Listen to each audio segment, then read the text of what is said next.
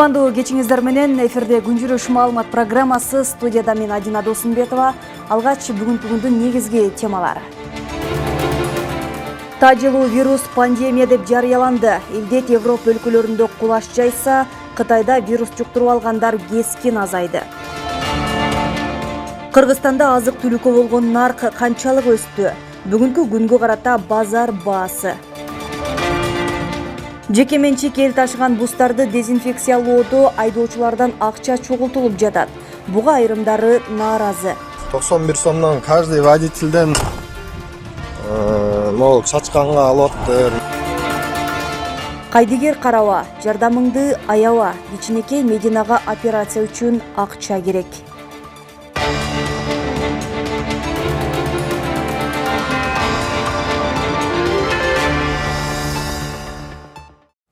Ал эми орунун очук болгон Кытайда тажылуу вирус эпидемиясы басаңдаса, Европада кулаш жайды. Буга байланыштуу Дональд Трамп бир айлык мөөнөткө Европанын бардык өлкөлөрүнүн АКШга болгон каттамдын баарын токтотту. 11 мартта Трамп АКШ элине кайрылуу жасап, 13 марттан тарта анын бул чечими ишке ашаарын билдирди. Бул чектөөгө Британиянын атуулдары кирбей турганын да кошумчалады. Шенген зонасына кирген 26 өлкөдөн АКШга кирүү 30 күнгө чектелет. Кошмо Штаттарынын саламаттыкты сактоо боюнча жооптуу кызматкери Энтони Фаучи андан бир күн мурда Конгрессте сөз сүйлөп, АКШда вирус күчөшү мүмкүн экенин айткан. АКШдагы оорулардын алдын алуу боюнча борбордун эсеби боюнча өлкөдө 31 киши тажылуу вирустан каза таап, миңдей кишиге оору жукту. Кыргыз өкмөтү тажылуу вирус коркунучуна байланыштуу маданий, спорттук жана башка массалык иш-чараларды өткөрүүгө убактылуу чектөө киргизди. Тиешелүү чечимге премьер-министр Мухаммед Калый Абылгазиев кол койду. Мындай чара дүйнөдө вирус боюнча кырдаал жакшырганга чейин кабыл алынган. Анда жеке жактарга жана соода, тейлөө жана коомдук тамактануу чөйрөсүнө алектенген менчиктик түрүнө карабастан юридикалык жактарга убактылуу чектөө алып салынганга чейин массалык иш-чараларды өткөрүүдөн жана катышуудан карманат туруу. Жайларда жана залдарда санитайзерлерди, аба тазалагычтарды орнотуу, кызматкерлерди жана келүүчүлөрдү дезинфекциялоочу каражаттар менен камсыздоо сунушталды деп белгиленген. Калкка мамлекеттик жана муниципалдык кызмат көрсөтүүчү мекемелерди дезинфекциялоочу каражаттар менен камсыздоо боюнча тиешелүү чараларды көрүү, калк арасында кеңири маалыматтык түшүндүрүү иштерин жүргүзүү тапшырмасы берилди. Ал эми эл өкүлдөрү тажылуу вирус коркунучуна байланыштуу мектеп, бала-бакчаларды жана жогорку окуу жайларды 15 апрелге чейин жабууну сунуштап жатат. Айрым эл өкүлдөрү аталган илдеттин шааниси менен дарыканаларда дары-дармектин баасы күндө өсүп, аны көзөмөлдөбөй жаткан өкмөткө нааразы болду. Кененирээк кийинки материал. Дүйнөлүк саламаттыкты сактоо уюму өпкөнү сезгенкен жаңы вирусту пандемия деп жарыялашы жогорку кеңештеги депутаттарды да дүрбөлөңгө салгандай. Жалпы жыйында бул илдетке байланыштуу маселелерди көтөргөндөр көп болду. Дүйнөдө тездик менен жайылып жаткан тажылуу вирус коркунучуна байланыштуу Кыргызстандагы бардык мектептерди жана жогорку окуу жайларды бир айга, тагыраагы 15 марттан 15 апрелге чейин жаба туруу сунушун бүгүн депутат Тазабек Икрамов айтты. Эл өкүлү мындай чара оорунун алдын алууга жардам берет деген пикирде. Бул эпидемия күндүн жылуулугунун 25 градусунда өткөндөн кийин азайет деген пикирлер бар. Урматтуу өкмөттүн өкүлү, мен сунуш кылат элем. Азыр жалпы республика боюнча бул вирустун алдын алуу иш-чараларын күчөтүш үчүн бир айга жалпы билим берүү системасын жабуу маселесин сунуштайт элем да. Ал эми ушул аралыкта окубай калган программаларын жетиш үчүн окуу мөөнөтүн июнь айына чейин узартып койсо болот эле деп айтат элем. Бардык билим берүү мекемелеринин мөөнөтүнөн мурда каникулга таратуу сунушун башка парламентарийлер дагы демилгелешти. Коллеги много предложили. Кесиптештерим көп сунуштарды айтышты. Муну эске алып мен окуучулар менен студенттерди мөөнөтсүз каникулга чыгарып, окууну жай мезгилине жылдыруу тууралуу конкреттүү чара көрүүнү сунуштайт элем. Досрочные каникулы и перевести обучение в летнее время. Бирок өкмөт таажылуу вирус коркунучуна байланыштуу мектептерди жабуу планын азырынча караштыра электигин билдирди. Вице-премьер-министр Алтынай Өмүрбекова окуучулар ансызда 21 марттан баштап 1 апрелге чейин эс алууга чыгышаарын, андан аркысы кырдаалга жараша чечилерин билдирди. Ал бир чети балдардын мектепке барып жатканын жакшы деп эсептейт. Себеби көзөмөл жүргүзүүгө ыңгайлуу жана балдардын мектепке барып санитардык гигиеналык талаптар жана эрежелер тууралуу маалымат алып жатканын туура көрөт. Ошондой болсо да эл өкүлдөрү вирустан коргонуу аракеттерин азыркыдан күчөтүү керектигин коңгуроо кагышууда. Илдет учурда 110дон ашуун өлкөгө жайылды. Демек дүйнөлүк экономикалык каачылыктан качып кутулуу мүмкүн эмес деп алар божомолдоодо. Ошон үчүн алдын алуу чараларын көрүп, өлкөнүн экономикалык абалына көзөмөлдү күчөтүшүбүз керек дейт Дастан Бекешев. Вчера вы видели уже 118 стран. Өкмөттүн кечээкидей же бүгүнкүдөй иштегени жарабайт. Дүйнөлүк каатчылык келе жатат. Эмне кылышыбыз керек? Биринчи кезекте ашыкча чыгымдардан арылышыбыз керек. Ал үчүн мамлекеттик бюджетти балансташтырып, пайдасыз тендерлерди, жөнү жок курулуштарды токтото туруу зарыл. Ошондой эле өкмөт экономикалык өнөктөштөр менен соода экономикалык алакаларды доллар менен эсептешүүнү токтотуу жөнүндө сүйлөшүүлөрдү жүргүзүп, өз ара эсептешүүлөрү улуттук валютага өткөрүү маселесин чечип алуусу зарыл. Если мы будем дальше жить так же. Мирлан Бакиров экономикалык коопсуздукту сактоо үчүн кыргызстандыктарга долларды сыртка чыгарып кетпей, тескерисинче аны чет өлкөдөн тартууга аракет кылууну кеңеш кылды. Ошол эле курулуш тармагында иштетиле турган айыл чарба продукциялары жана башка ошол эмне бүгүнкү күндө аракетибиз болгон болсо ошону мүмкүн болушунча сыртка валютага сатып, валютаны тартуу аракетин көрүш керек. Таажылуу вирус дүрбөлөңү азыр жарандардын капчыгын жукартып, фарм компаниялардын ишин илгерилетип жатканы жашыруун эмес. Депутат Иса Өмүркулов бул оорунун шааниси менен дары-дармектин баасы өсүп, ортодо шылуундар нак пайдасын көрүп жаткандыгына нааразыланды. Ал бул жагдайга өкмөт эмнеге көз салбайт деген соолду дагы ортого салды. Сатылып аткан дары-дармектин бүгүнкү күндөгү баалары ай сайын эмес, жума сайын өсүп атат. Муну ким контролдойт? Бул ушундай коронавирус деп, жанагындай коркунучтар турат деген мезгилде биздин дары-дармек поставка кылган компаниялардын баары тең вот на этом наживаются да, байып атышат. Буга көзөмөл бар өкмөт тарабынан. Өкмөттүн көңүлүн ушу маселеге бурат элем. Анын ичинде мына иштей турган өзүңүздөрдүн антимонополия агентство бар. Ал бүгүн эмне маселе менен алек болуп атат? Угулбайт да билинбейт. Ошондой эле бүгүн тамак аш рыногу. Азырынча Кыргызстанда таажылуу вирус боюнча абал тынч. Ооруну жуктуруп алгандар каттала элек. Жугуштуу илдеттин алдын алуу штабынын маалыматына ылайык сырттан келип жаткандар кылдат текшерүүгө алынууда. Чек ара бекеттери күчөтүлгөн тартипте иштөөсүн улантып жатат. Чынара Нурсеитова, Калбек Абдумомутов, Нью ТВ. Жеке менчик эл ташыган бустарды дезинфекциялоодо айдоочулардан 91 сомдон чогултулуп жатат. Буга айрымдары каршы, алар дезинфекция иштери таажылуу вируска байланыштуу бюджеттен бөлүнгөн каражатка жасалышы керек эле дешет. Акча чогултулуп жатканын Бишкек мэриясынын санитардык эпидемиологиялык көзөмөл борбору тастыктап, каражат айдоочулардан эмес фирмалардын жетекчилеринен алынаарын билдирди. Таажылуу вирустун алдын алуу максатында эл көп топтолгон кичи бустардын сырткары, коомдук транспорттардын башка түрлөрүндө, социалдык мекемелердин бардыгында дезинфекциялоо жумуштары жүрүп жатат. Алар кандай өтүп жатат, Дүйшөн Шаршембеков билип келди.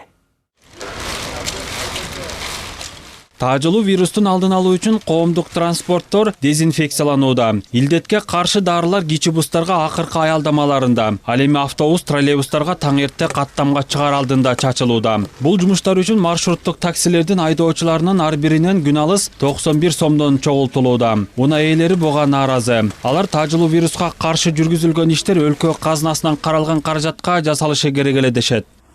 Бекерде турабы, акча бөлүнөбү? 91 сомдон каждый водительден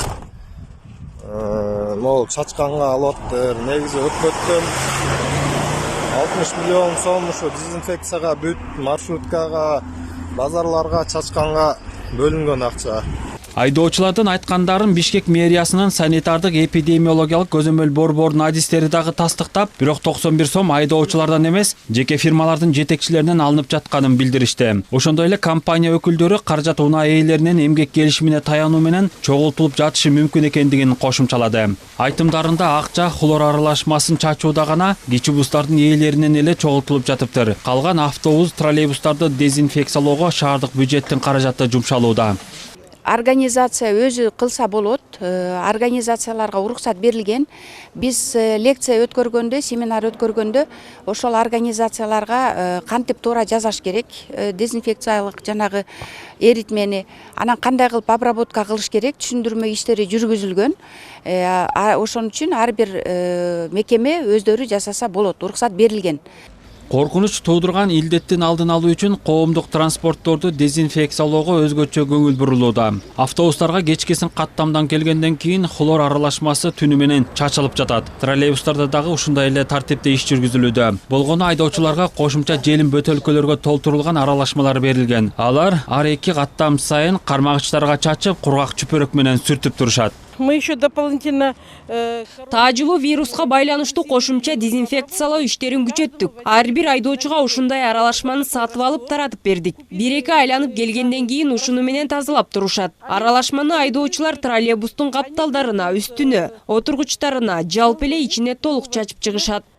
на сиденье. Коомдук транспорттодон тышкары борбордогу баардык бала бакча, мектептер дагы дезинфекциядан өткөрүлүүдө. Жумуштар ар 2 саат сайын жүргүзүлүп жатат. Санитардык эпидемиологик көзөмөл борборунун кызматкерлери коркунуч жараткан вирус боюнча мугалимдер жана балдар арасында түшүндүрүү иштерин жүргүзүшүп, ар бири менен тыгыз иш алып барышууда. Ошондой эле окуучулар арасында саламаттыгы начарлап, дене табы көтөрүлүп же жөтөлгөн учурлар катталса, дароо текшерүүгө алышууда. Коронавирус боюнча сөзсүз түшүндүрүү иштери эч жагы эле башталган. Ар дайым бул коронавирус жөнүндө балдар менен сүйлөшүп, ошондой эле класстарда, класстык сааттарда диктанттарды, жат жазууларды жаздык. Ушундай эле хлор аралашмасы социалдык мекемелерден тышкары мечит, базар, ири соода түйүндөрдө дагы чачылууда. Жалпысынан 300гө чукул санитардык кызматкер тартылган. Анын 250сү жөнөкөй кызматкер болсо, калганы борбордук аппараттын өкүлдөрү. Ошол эле учурда өкмөт тарабынан элдер көп чогулган массалык иш-чараларга тыюу салган. Бирок азырынча токтомду тоготкон эч ким жок. Тояш, концерттер дагы деле токтобой жатат. Дүйшөн Шаршембеков, Алтынбек Сакиев, New TV. Кыргызстанда азык-түлүккө болгон баа өсүүдө алсак, акыркы 2 күндүн ичинде эле ундун баасы 2 сомго жогорулаган. Улуттук статистика комитети да өлкөдө унга болгон нарк жогорулаганын ырастоодо. Адистер мындай көрүнүш доллардын наркынын кескин өсүшү жана таажылуу вирустан улам болуп жатканын айтышууда. Бүгүнкү күндө азык-түлүккө болгон баа канчалык жогорулады? Базар баалары кийинки сюжетте. 10 жылдан бери соода тармагында эмгектенип келе жаткан Жангазы Сарыбаев акыркы 3 күн ичинде азык-түлүккө болгон баа көтөрүлгөнүн айтат. Маалым болгондой, бүгүнкү күндө ундун килограммы 2 сомго, кумшекер 5 сомго чейин жогорулаган. Эми азыр мына 2 күн болду, 2 күн ичинде 2 сомдон товар кошулду. Азыр мисалы макронго, ундарга уже 1 сом мелтин 2 сомго чейин кошулат. Дагы кошулушу мүмкүн. Бул нерсе бул менен токтоп калбайт. Азыр мынагу болбогон бир оорудун шылтоо менен азыр таможня жабылса, вообще да элдер дүрбөлөңгөчү дагы сатып алыша баштайт да. Алар базып коюшат, ушинтип көтөрүп сатат, иски үстүнөн. Доллар главный ушу бардык нерсе долларга байланып атат азыр. Себеп дегенде биз айтып атпайбы, 70-80% товар сырттан кирип атат да. Сырттан кирген товар бүт эле коркот экен да. Теңге менен сүйлөшпөйт экен кээ бир фирмалары, Кыргыз-Казакстан, Россиянын өзүнө рубль менен сүйлөшпөйт экен, доллар менен сүйлөшөт экен. Бүт ошого байланыштуу эле бүт нерсе кымбаттап атат деп. Мисалы өзүбүздөн эми бүт өндүрүш өзүбүздөн чыкканда бул нерсени чечсе болот эле да, негизичи. Азыркы тапта жашылча жемиштерге болгон баада жогорулаганы байкалат. Айрыкча сырттан алынып келинген мандарин, лимон, ананас, банан жана алманын наркы 4-5 сомго көтөрүлгөн. Ал эми баклажан менен болгар калемпиринин баштапкы баасына 100 сом кошулган. Алсак баклажандын килограммы мурун 250 сом болсо, учурда 350 сом. Ал эми болгар калемпири 150 сомдон 250 сомго чыкты. Жашылча жемиштерди дөң жана чекене баада саткан соодагерлер өздөрү да мурдага караганда кымбат баада алып жатышкандыгын айтат. Картошкалар көтөрүлүп атат, пияздар көтөрүлүп атат. Мурда ошо 17ден эле сатканбыз. Азыр оптум сенасы эле 18 болуп атат. 16-18 болуп атат. Неге мындай болуп атат билбейм, мурда өтө мынчалык эме болгон, коронавируска карата мындай мешок кылышып эле алып кетишип атат да. Кытайдын заграницасы жабылып, азыркы мисалы Турция, Марокканский, Пакистандан келчү товарлар бир аз разница бар. Өзүдүкүлөр мурдагыдай эле бады. 5 сом 10 сом эле разница, андан көп эмес. Оптовый ценаны айтып атам, а розница бир аз көбүрөөк. Кардарларда азык-түлүккө болгон нарк баштапкыга салыштырмалуу жогорулаганын айтышат. Айрымдары муну доллардын кескин көтөрүлүшү менен да байланыштырышууда. Баалардын көтөрүлүшү боюнча дүйнөлүк ушул валютанын кесепети тийип атат го деп койдум мен. Бизде өзүбүздөн чыга турган болсо продукция баары. Анда бул влиять этпейт эле деп мен өзүм ойлойм да. Бүгүн базарга келгем, продукт алайын деп. Продукттун баасы өсүптүр, жакшы эле. Үстүнө 20-25тен кошулуп калыптыр ар бир немеге эле. Кымбат. Мурунку эле басында болушу эле туура болчу.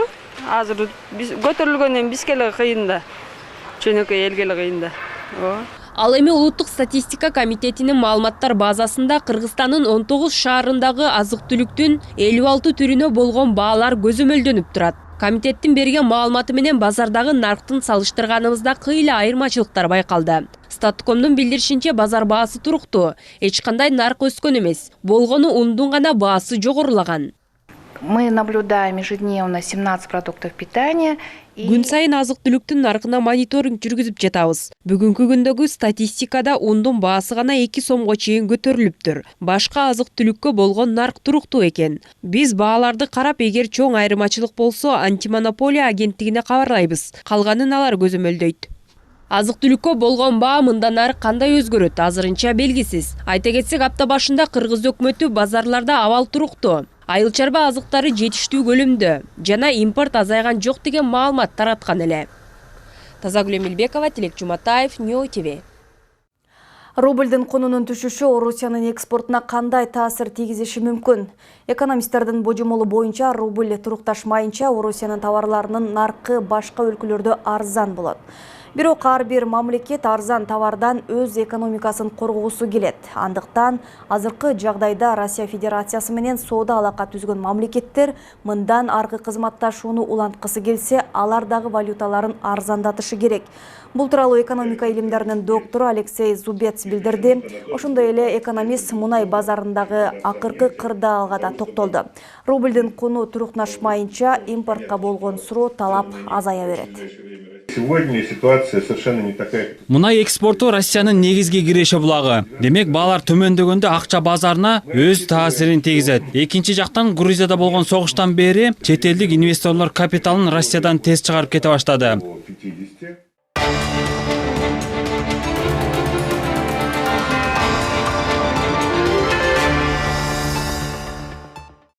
Бишкектеги 1-май райондук сотунун судьясы пара алууга шектелип кармалды. Бул тууралуу маалыматты экономикалык кылмыштуулукка каршы күрөшүү кызматынын басма сөз кызматы ырастады. Бүгүн 12 мартта Финполдун кызматкерлери тарабынан жүргүзүлгөн ыкчам иш-аракеттердин натыйжасында $2000 пара катары алып жаткан жеринен 1-май райондук сотунун судьясы кармалды. Иштин алкагында сотко чейинки өндүрүш иши башталды, дейт маалымат катчы. Оштор райондук соттун кызматкери 50 000 сом пара алып жаткан жеринен кармалды. Бул тууралуу Ички иштер министрлигинин басма сөз кызматынан билдиришти. Маалыматка ылайык, криминалдык милиция кызматынын аймактар аралык башкармалыгына 30 жаштагы жарандан арыз келип түшүп, анда Ош облусунун райондук сотунун сот аткаруучусу алиментке байланыштуу маселени чечип берем деп 50 000 сом акча каражатын талап кылып жаткандыгы жана ага карата тиешелүү чараларды көрүп берүүлөрүн суранган. Ыкчам тергөө иш-чараларынын алкагында 10 март күнү райондук соттун сот аткаруучу кызматкери талап кылган акча каражатын накталай алып жаткан жеринен кармалган. Анын иш бөлмөсүн тинтүү учурунда башында белгиленген 50 000 сом акча каражаты табылган. Азыркы учурда сотко чейинки өндүрүш уланууда. Кыргызстанда өмүр бою кесилгендердин ачкачылыгы 4 күндөн бери уланууда. Бул тууралуу жаза аткаруу мамлекеттик кызматынан билдиришти. 9 март күнү номер 1, 16, 19 жана 25 колонияларда эртең мененки текшерүү учурунда камакта отурган 200 киши белгисиз убакытка чейин ачкачылык жарыялаганы боюнча арыз жазылган. Алар сот чыгарган өкүмдү 2017 жылы кабыл алынып, 1 жыл мурун күчүнө кирген жаңы мыйзамдардын негизинде кайра карап чыгууну талап кылышууда. Аталган кызматтан белгилешкенде 2019 жылы күчүнө кирген мыйзамдардын негизинде өмүр бою эркинен ажыратылгандардын ишин кайра карап чыгуу боюнча арызын сотко жөнөткөн. Бирок сот бирин дагы канааттандырбай, эч кимдин жазасын өзгөрткөн эмес. Бүгүнкү күндө абактарда өмүр бою эркинен ажыратылган 347 адам жазасын өтөп жатат.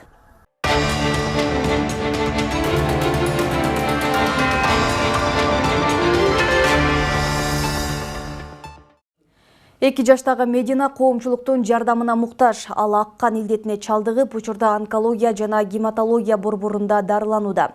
Орунун аныгын билүү үчүн кан Москвага дагы жиберилген, анын жыйынтыгына жараша дарыларды алып баштамак. Бирок абалы оор болгондуктан эртеле химия ала баштаган.